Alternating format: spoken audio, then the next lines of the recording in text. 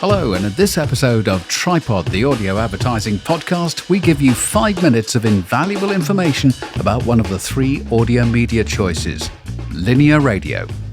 Okay, so we're now going to delve into each type of audio media one by one and just explain how to use it, how to leverage it to the advertiser's best advantage, and what to use it for. So let's start with traditional linear radio, live radio, as we discussed earlier.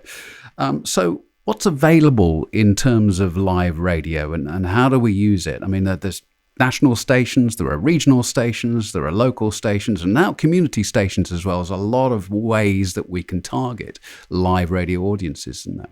Okay, live radio is probably best at driving your scale and awareness effectively from an advertising point of view.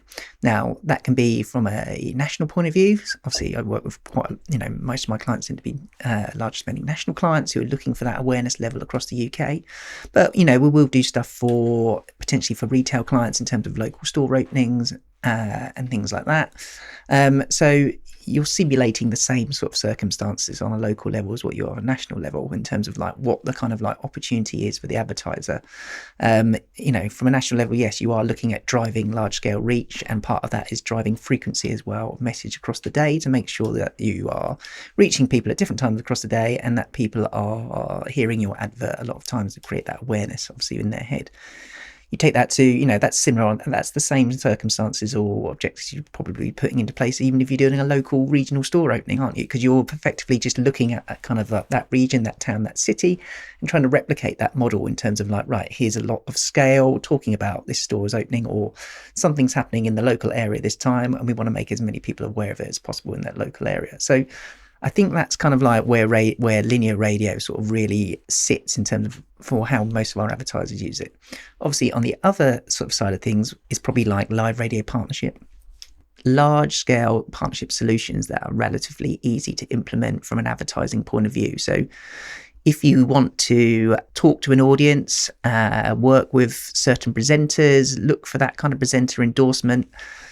And that obviously allows them to be more ingrained within the station, have more of a connection of core listeners. Walk me through some of the things that they could do in specific terms. Well, I suppose in terms of if you're looking kind of more partnership stuff, it's not just the on-air element anymore. Obviously, you've got an on-air element, which will be sponsorship messages, live reads, presenter endorsement reads. So that's ramping up your kind of like your connection to the radio station and ramping up your frequency of message in terms of an advertiser.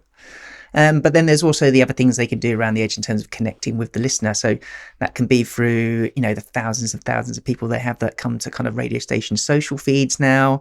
That can be through the radio weapons station's website in terms of bringing in station talent to create specific video content, for example, that allows the kind of like the client to own that kind of content and seed that out across their own social and stuff like this.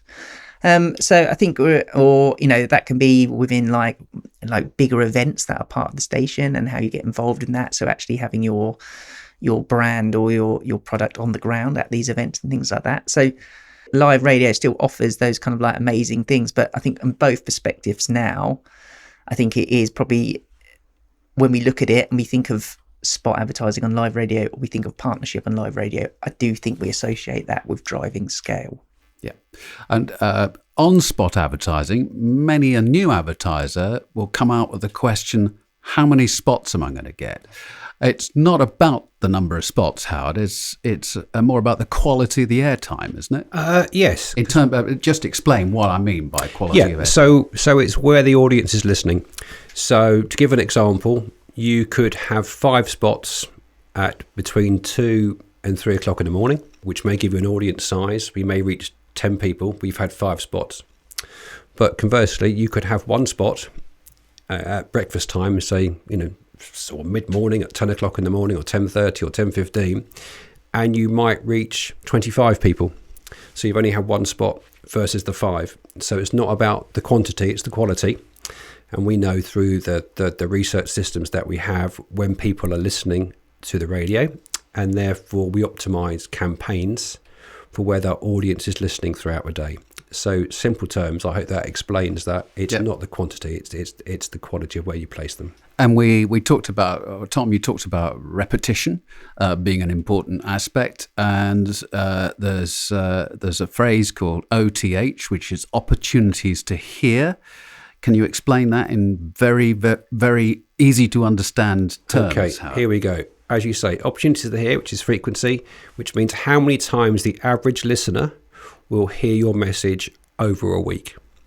And there are benchmarks, industry norms that benchmark an OTH or a frequency between lightweight, medium weight and heavyweight. So it's about how many times the person will hear your message determines the weight of the campaign for radio stations. But, there are different schools of thought, but that's really what it means. Trisonic's Howard Bareham and Tom Balaam from Mindshare on Linear Radio. In our next episode, it's digital audio. Hit follow or subscribe so you don't miss that. And for more, visit trisonic.co.uk.